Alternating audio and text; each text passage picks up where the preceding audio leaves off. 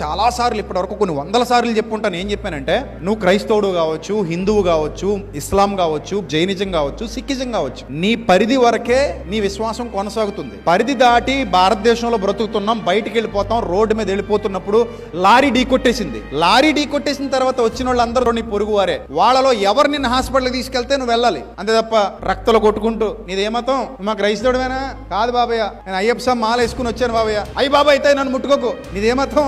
నేను ఇస్లాం భక్తుడిని బాబయ్య. అచ్చచ్చచ్చ అసలు ముట్టుకోకు. ఎవడో ఇక్కడ ఎవరైనా క్రైస్తవులు ఉన్నారా, నన్ను తొందరగా హాస్పిటల్ తీసుకెళ్ళండి బాబు, చచ్చిపోతున్నాను బాబు అంటే ఉన్నోళ్ళందరూ పోతారు. అక్కడ ఉండదు, ఆ స్వభావం ఉండదు. హాస్పిటల్కి వెళ్ళిపోయిన తర్వాత డాక్టర్ గారు కత్తి పట్టుకుని కుట్లేయడానికో కట్ చేయడానికో వస్తున్నప్పుడు, ఆగా నువ్వు క్రైస్తవ ఎంబీబీఎస్ఆ, ఇస్లాం ఎంబీబీఎస్ఆ, హిందూ ఎంబీబీఎస్ఆ అని ఎవడైనా మత పిచ్చోడు అన్నాడు అనుకోండి, ఆ డాక్టర్ గారు ఏం చేస్తాడు? ఏ సైనైడ్ ఇంజెక్షన్ ఇచ్చేస్తాడు, దైద్యం వదిలిపోద్ది. కాబట్టి మీకు రియాలిటీలోకి రండి, ప్రాక్టికల్ గా ఆలోచించండి.